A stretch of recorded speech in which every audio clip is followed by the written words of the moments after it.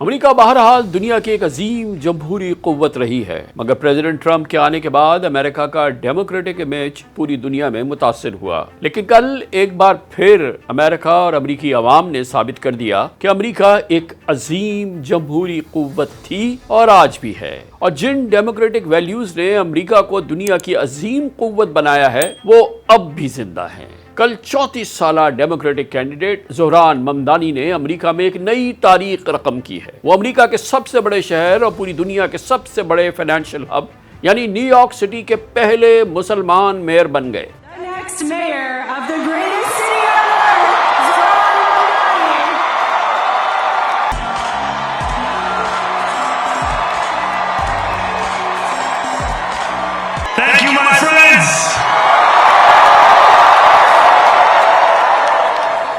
گویا امریکہ نے ایک بار پھر ثابت کیا کہ وہاں براڈ مائنڈڈ ڈیموکریٹک کلچر میں لبرٹی، ایکویلٹی اور میرٹ کی سربلندی کی ایک نئی مثال قائم کرنی ہے۔ یہ کوئی غیر معمولی بات نہیں کہ افریقی ملک کینیا سے تعلق رکھنے والے باراک اوباما صدر بنے اور اب افریقی ملک یوگانڈا میں پیدا ہونے والے زہران ممدانی امریکہ کے فائنینشیل کیپٹل نیو یارک کے میئر بن گئے ہیں۔ یہ امریکہ میں ہی ممکن ہے کہ زہران ممدانی جو سیاست کی ابتدائی سیڑھی پر تھے خود کو ڈیموکریٹک سوشلسٹ قرار دیتے ہیں اور 2021 میں پہلی بار نیو یارک اسٹیٹ اسمبلی کے ایک ڈسٹرکٹ کے ریپرزنٹیٹیو بنتے ہیں، یعنی کہ پہلی سیڑھی پہ پاؤں رکھتے ہیں۔ انہوں نے انقلابی تبدیلی کی شاندار مثال قائم کی۔ زہران ممدانی کی سوشل میڈیا سے جڑی الیکشن کیمپین نے نیو یارک میں ہر مذہب، ہر نسل، ہر قوت اور ہر قومیت اور ہر عمر کے لوگوں کو خاص طور پہ نوجوانوں میں ایک نیا اور بھرپور سیاسی شعور بیدار کر دیا۔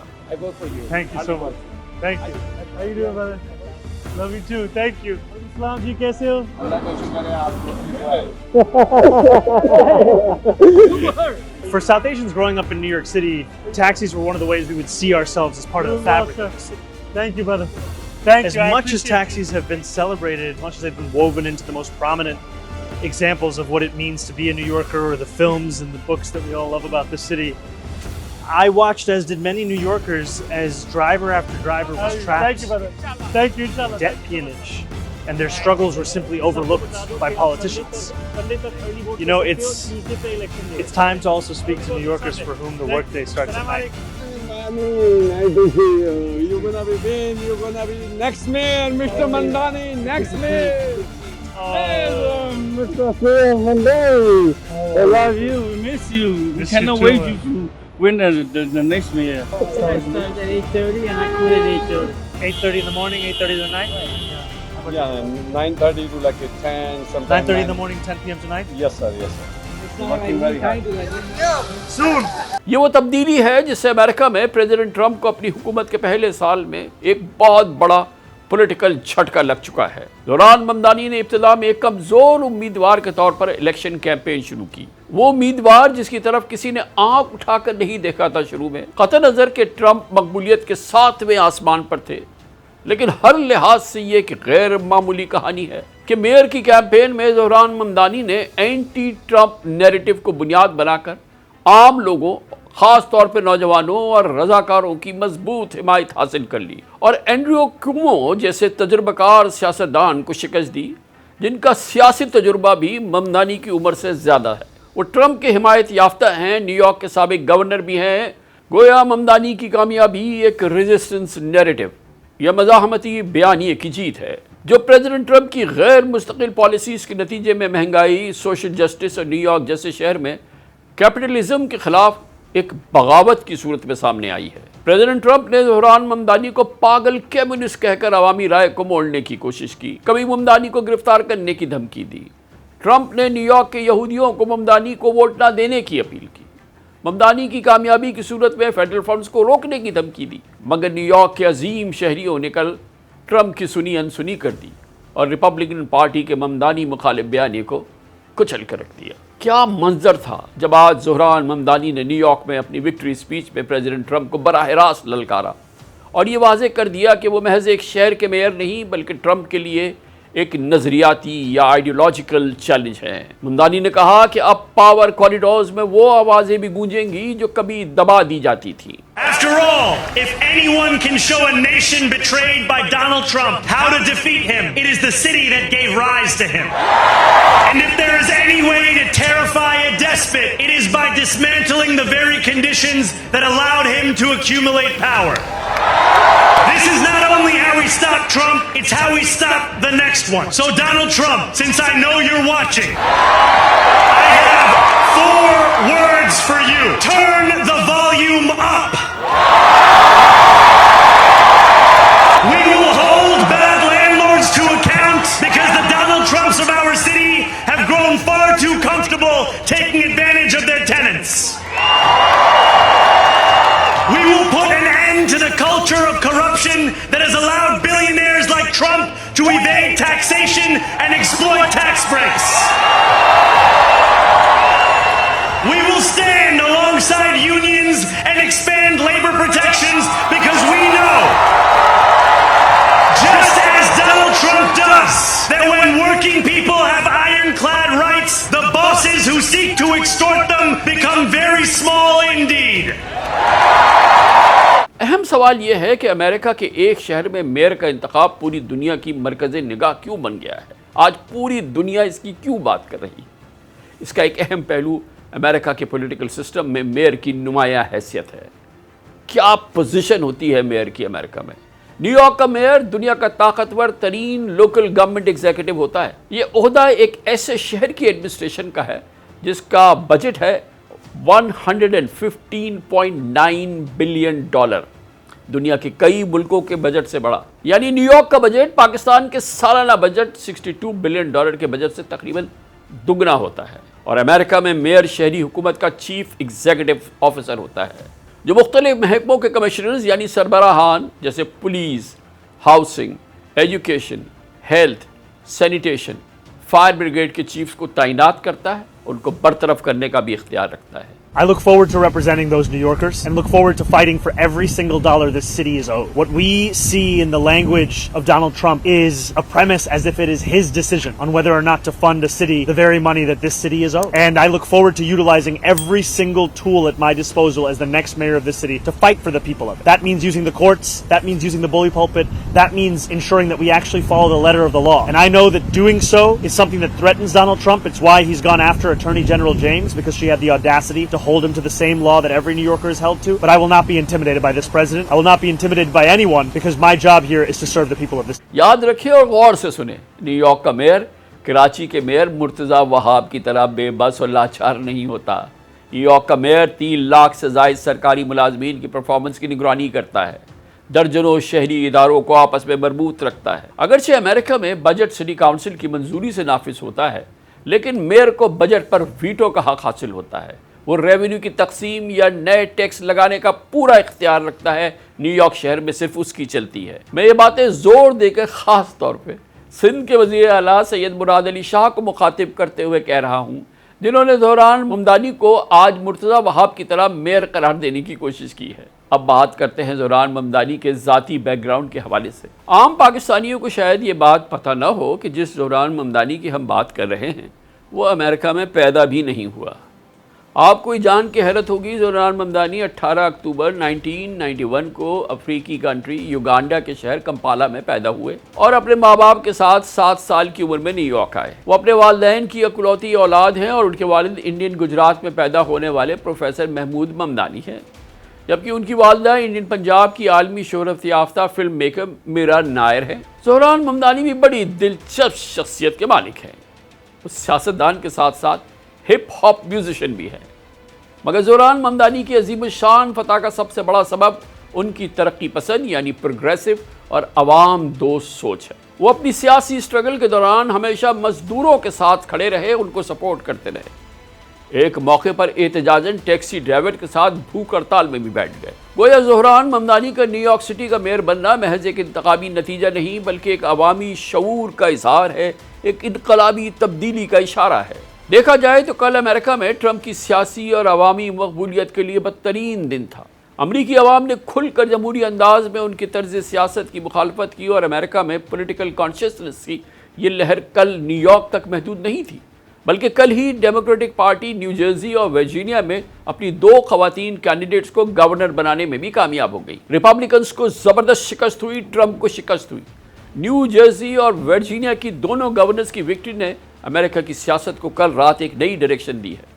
ان دونوں نو منتخب گورنرز نے بھی اپنی الیکشن مہم کو اینٹی ٹرمپ کیمپین کے طور پہ چلایا تھا۔ Voters sent a clear message about President Trump's policies. Certainly, all the Democrats that won tonight were running against the president. Now, to varying degrees, you have Spanberger and Mikey Sherrill, who certainly were running very anti-Trump campaigns. Here in New York, you could argue that Mamdani, while running against Trump, was also certainly running against the Democratic establishment as well. But by putting affordability, the economy, the cost of living front and center, they are sending the president a very clear message. Zoran Mamdani کی کامیابی کے حوالے سے ایک اہم پہلو یہ بھی ہے کہ انہوں نے کھل کر اسرائیل کی مخالفت اور غزہ میں مسلمانوں کی نسل کشی پر بات کی تھی اور کہا کہ نتنیاہو اگر نیو یارک میں آئے تو وہ انہیں گرفتار کروا دیں گے۔ اس کے باوجود نیو یارک جہاں یہودی بزنس اور میڈیا کا زبردست غلبہ ہے، وہاں کے لوگوں نے ممدانی کو ووٹ دیا اور ممدانی کو جتوا دیا۔ As mayor of New York, you will oversee the next UN General Assembly, right, if you're mayor. Will you abide by the International Criminal Court? Will you have Prime Minister Netanyahu arrested if he's here? This is a city that believes in international law. This is a city whose values are ones that deserve to actually be reflected in our commitments. And I think that our city should uphold the warrants the International Criminal Court issues, whether it be for Benjamin Netanyahu or Vladimir Putin. And also, I am not Donald Trump. I will follow the laws as they are, as opposed to bend them to my own will. So we will pursue every legal avenue to ensure that that accountability is present. And the reason for that is that the context we are speaking about, this is a man who has orchestrated a genocide that has killed one Palestinian child every hour for close to 2 years. This is someone whose conduct I hear about from New Yorkers across the 5 boroughs.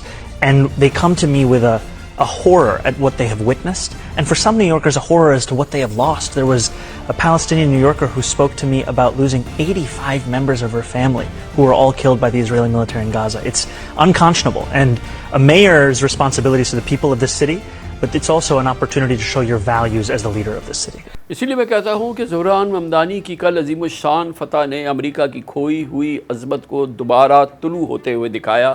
پوری دنیا نے دیکھا، new Jersey اور Virginia اور اب new York میں democrats کی متواتر فتوحات اس حقیقت کی کل تصدیق کرتی رہیں کہ امریکہ کے بہت سے عوام ٹرمپ پالیسی سے اکتاہٹ محسوس کر رہے ہیں۔ یعنی 10 مہینوں سے جاری ایک ایسا دور جس میں ٹرمپ نے گلوبل ٹریڈ کو ٹیرف کی پابندیوں میں قید کیا، امیگریشن قوانین میں سختیاں کی اور امیگرنٹس کو خوف کی فضا میں دھکیلا۔ اور اب یہ پوزیشن ہے کہ اگلے سال مڈ ٹرم الیکشن سے پہلے زوران ممدانی کی کامیابی نے ڈیموکریٹک پارٹی میں ایک نئی جان ڈال دی ہے۔ وہ پارٹی جو سابق صدر بائیڈن کے ان ایکٹیو ہونے اور صدر ٹرمپ کے حد درجے پرو ایکٹیو ہونے کی وجہ سے سیاست میں کہیں کھو گئی تھی، کل رات اس کو زوران ممدانی نے ایک نیا جوش اور ولولہ دے دیا ہے۔ سوال یہ پیدا ہوتا ہے کہ لوگوں نے زوران ممدانی کو ووٹ کیوں دیے اور آخر زوران ممدانی نیو یارک کے لیے چاہتے کیا ہیں؟ اس سے آپ کو اندازہ ہوگا کہ امریکہ میں میئر کی طاقت کیا ہوتی ہے۔ وزیر اعلیٰ سندھ مراد علی شاہ بھی سن لے کہ کراچی کے میئر مرتضیٰ وہاب کے پاس کیا اختیارات ہیں، وہ ہم سے زیادہ جانتے ہیں۔ مگر زوران ممدانی کے کیا وعدے ہیں؟ 6 ایسے بڑے وعدے ہیں جو وہ پورا کریں گے، اور اس لیے کہ ان کے پاس وہ پورا کرنے کی قوت ہے۔ اور یہ وہ وعدے ہیں جو زوران ممدانی کی کامیابی کی وجہ بھی بنے ہیں۔ پہلا وعدہ ممدانی نے یہ کیا ہے نیو یارک کے عوام سے کہ تقریباً 20 لاکھ کرایہ داروں کے لیے مکان کا کرایہ بڑھنے سے روک دیا جائے گا، 4 سال تک کوئی کرایہ نہیں بڑھے گا۔ عام شہری اخراجات کے بوجھ سے محفوظ رہ سکے، اس لیے یہ کیا جا رہا ہے۔ خیال رہے کہ زوران ممدانی خود بھی کرائے کے مکان میں رہتے ہیں۔ ممدانی کی الیکشن کیمپین کا دوسرا اہم وعدہ یہ تھا کہ نیو یارک کی بس سروس سب کے لیے مفت اور تیز رفتار بنا دی جائے گی، مفت ہوگی، تاکہ کم از کم آمدنی والے افراد کے لیے بھی آمد و رفت سستی اور پہلے سے بہتر ہو جائے۔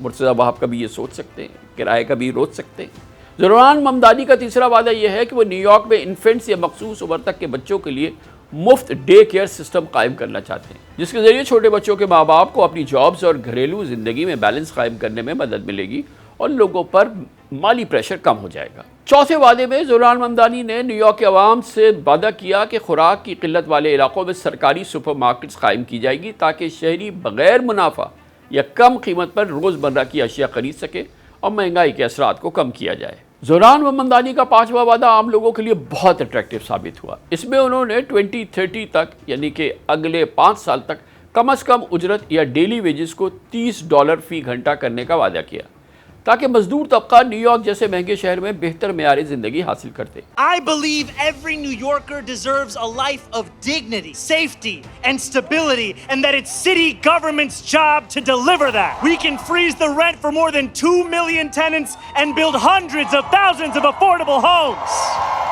I believe we can make the slowest buses in the nation fast and free. And I believe that we can deliver universal childcare to make it easier to raise a family in this city. I believe we can guarantee cheaper groceries. We can raise the minimum wage to $30 an hour. I believe we can crack down on bad landlords. And I believe we can do this while standing up to Donald Trump, a wannabe king. چھٹے وعدے میں زوران ممدانی نے ان تمام وعدوں یا منصوبوں کو پورا کرنے کے لیے مالی وسائل فراہم کرنے کا ایک روڈ میپ بھی دیا، جس کو پوری امریکہ نے دیکھا، نیو یارک نے دیکھا، جس کے مطابق انہوں نے بڑی کمپنیز اور سالانہ $10 لاکھ سے زیادہ کمانے والے افراد پر اضافی ٹیکس عائد کرنے کی تجویز دی. یہ میئر کے پاس اختیار ہے. ان کا خیال ہے کہ اس اضافی ٹیکس سے نیو یارک سٹی کی آمدنی میں ہر سال $10 بلین کی اضافی کلیکشن ہوگی. یہ میئر کر سکتا ہے. Together, New York, we're going to freeze the... Together, New York, we're going to make buses fast and... Together, New York, we're going to deliver universal...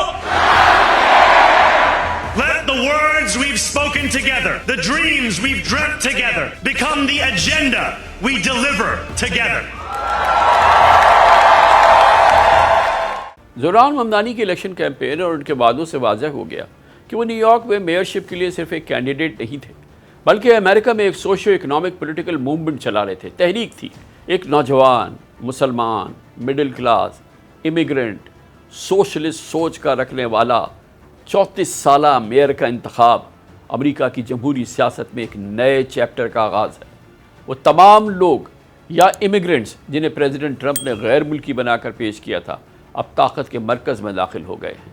global capitalism کے centre میں رہتے ہوئے new York کے عوام نے پیغام دیا کہ جب سسٹم لوگوں کو ان کی مرضی کے مطابق جینے کا حق نہیں دیتا تو عوام خود نظام بدلنے کے لیے اٹھ کھڑے ہوتے ہیں.